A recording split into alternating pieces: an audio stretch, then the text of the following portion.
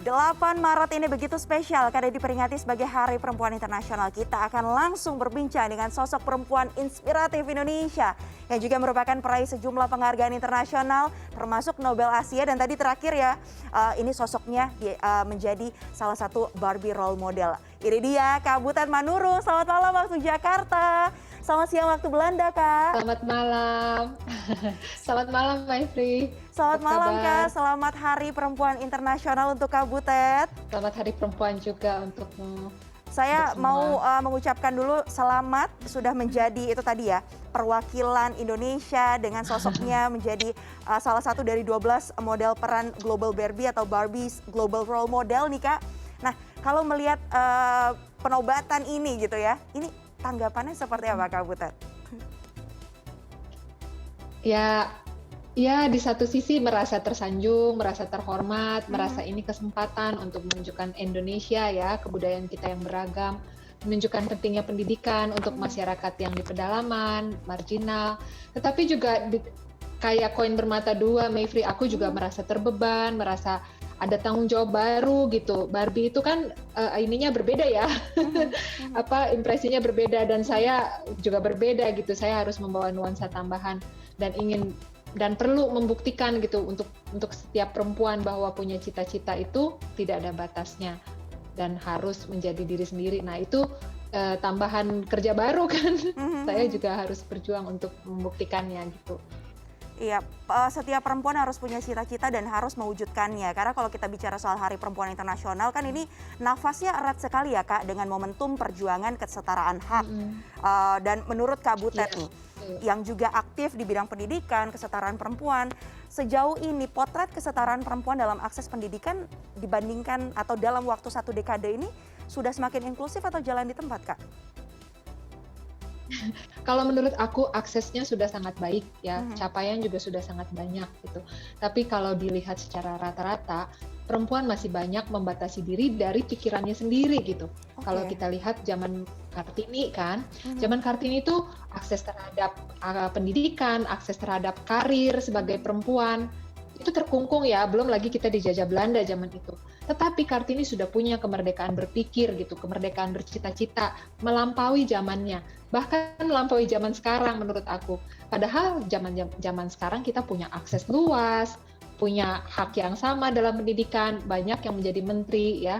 Tapi banyak perempuan itu tidak merdeka dalam berpikir, masih membatasi diri, masih menyalahkan hal-hal di luar dirinya. Suka bilang, oh dilarang orang tua, aku sebetulnya ingin jadi penyanyi, dilarang orang tua, atau aku sebenarnya ingin jadi misalnya kuliah sampai S3 misalnya, tetapi nanti suamiku kasihan, dia cuma S1 misalnya. Jadi kita mencari alasan ya untuk memaafkan diri kita bahwa kita tidak menjadi diri sendiri dengan menyalahkan hal-hal di luar kita gitu. Nah itu menurut aku tidak punya kemerdekaan untuk bercita-cita, tidak punya kemerdekaan berpikir. Nah itu yang aku masih pikir perempuan-perempuan harus berhenti melakukan itu. Sebetulnya banyak hal yang kita bisa kontrol, tetapi kita selalu pikir kita dibatasi oleh itu gitu.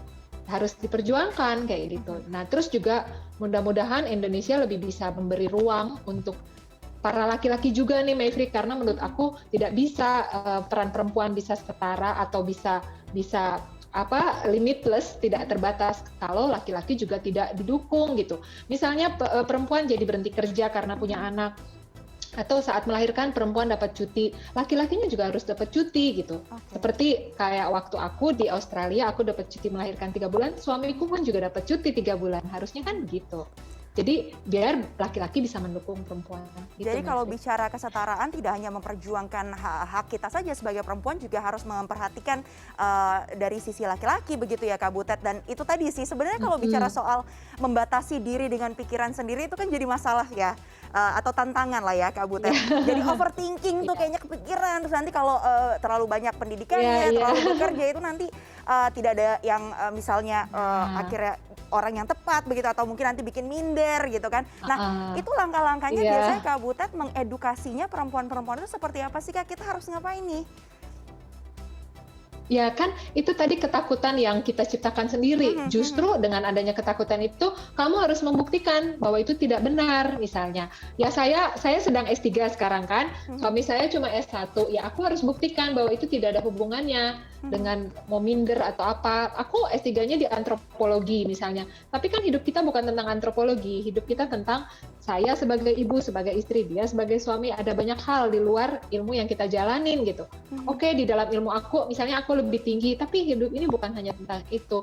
Jadi harus berhenti berpikir hal-hal yang kita takutkan, yang justru sebetulnya adalah kesempatan untuk kita membuktikan itu tidak benar. Misalnya orang tua kita bilang, kok kamu kerja-kerja di hutan nanti nggak ada duitnya, nanti emang kalau nggak ada duit gimana? Nanti nggak bisa makan. Loh, aku mau buktikan bahwa aku bisa mencari makan lewat menjadi kerja di rimba misalnya. Nggak mungkin lah aku kelaparan, orang di hutan juga cacing aja hidup bisa cari makan gitu. Tetapi kalau urusannya emang kita mau kaya raya, ya mungkin memang bukan ke hutan gitu ya. Tapi kan bukan itu. Gitu. Jadi memang harus dijadikan kesempatan untuk membuktikan itu nggak benar gitu loh. Oke, jadi justru semuanya itu harus dibuktikan dengan aksi nyata ya. Jadi kalau ada hal-hal yang mungkin tidak sesuai, membuat ketakutan, yang kita harus lakukan adalah fokus untuk menunjukkan bahwa apa yang ditakutkan tidak benar. Baik. Terakhir Kak Butet, kalau kita bicara soal perempuan, kesetaraan, akses pendidikan tadi sudah dibahas. Yang juga saat ini menjadi perhatian adalah bagaimana perlindungan dari kekerasan yang ada, kultur patriarki, belum lagi alatnya RUU Tindak Pidana Kekerasan Seksual. Nah, menurut Kak Butet, saat ini yang menyaksikan tidak hanya perempuan saja, tapi juga banyak pihak-pihak lain termasuk laki-laki. Bagaimana sih sebenarnya publik ini bisa menciptakan ekosistem yang aman? Itu tadi bukan cuma buat perempuan, tapi juga bagi laki-laki dan semua pihak pastinya. Iya. Jadi menurut aku ya harus banyak di sekolah program-program, terus juga keseharian dari pemerintah harus banyak program-program atau small grant kecil, mungkin dalam bentuk menurut aku riset ya, yang dilakukan oleh masyarakat sendiri, jangan ahli riset disuruh turun. Gitu. Ya itu kan ada banyak cara. Misalnya nih ya, kami punya sekolahan di Makassar. Kita mau membuktikan bahwa orang-orang di sana itu atau desa saya itu, ini anak-anak murid kami nih, bahwa desa saya itu suka membuang sampah makanan yang kalau diduitin itu bisa satu keluarga membuang Rp150.000 sebulan. Berarti setahun berapa? Berarti satu kelurahan tuh berapa miliar. Nah, itu harus disetarakan dengan ekonomi misalnya, Maifri. Maksudnya misalnya gini, kalau perempuan mengalami kekerasan, dia akan ngurus anaknya jadi berkurang, dan anak menjadi sakit, dan anak menjadi tidak di sekolah, tidak bagus misalnya performance-nya, sehingga nanti kalau kerja gajinya akan sepertiga lebih sedikit dari orang-orang yang ibunya sangat didukung oleh laki-laki atau oleh suaminya misalnya. Kayak gitu-gitu. Jadi harus dicari efek dominonya, dijadikan penelitian mereka sendiri yang menyelenggarakan penelitian itu. Misalnya bapaknya karena tidak membantu ibunya bekerja di rumah, padahal si ibunya pun bekerja di luar. Jadi performance-nya jadi gimana, anaknya jadi gimana. Ditulis berapa jam sehari si bapak menolong ibu, berapa jam sehari anak-anak perempuan membantu ibunya, anak laki-laki membantu ibunya. Nah, itu nanti dihitung-hitung gitu. Kalau misalnya ada model-model riset yang mendukung itu lebih bisa diterima. Jangan kita kirim ahli-ahli riset ke sana.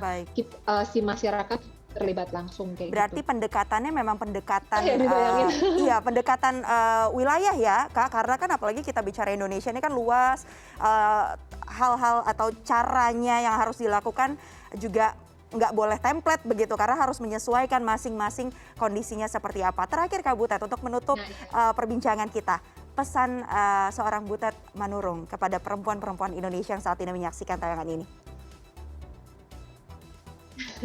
Iya, tadi aku udah sempat menyinggung ya, bahwa kita bisa jadi apa saja yang kita inginkan, atau sebetulnya bukan kita inginkan, sebetulnya kita semua punya talenta, punya misi yang dikirimkan Tuhan lewat kelebihan kita dalam hidup kita gitu ya. Aku mungkin tidak pintar matematika, tapi aku berani atau suka hutan. Nah, aku menjadi menjadi tumbuh di situ gitu. Nah, dengarkanlah kata hati kita masing-masing sebagai perempuan, dan ikutin gitu, dan pasti Tuhan nunjukin jalan, orang-orang di sekitar kita pasti akan kasih kesempatan, dan tugas kita lah untuk membuktikan bahwa kita sebetulnya bisa berguna jika kita mencintai apa yang kita lakukan. Tinggal cari apa gitu. Cari apa yang Jangan kita cintai. menutup diri. Baik, berarti kata kuncinya jangan menutup diri dengan bisikan kata hati kita itu gitu. Baik, jangan menutup diri, harus lebih terbuka menerima kondisi dan jalankan apa yang kita cintai. Karena nggak ada batasnya ya Kak Butet ya. Ya. Baik, terima kasih Ya, banyak. betul. Kalau itu tidak akan menyesal. Ya, sama-sama Mekri. Iya baik, terima kasih banyak Kak Butet. Ini kita kurang panjang rasanya kalau bicara soal perempuan, kesetaraan pada perempuan. Nanti kapan-kapan kita ngobrol lagi ya. Terima kasih banyak Kak Butet Manurung sudah bergabung, menyempatkan waktunya kepada kami. Sekali lagi selamat Hari Perempuan Internasional Kak. Sama-sama. Makasih.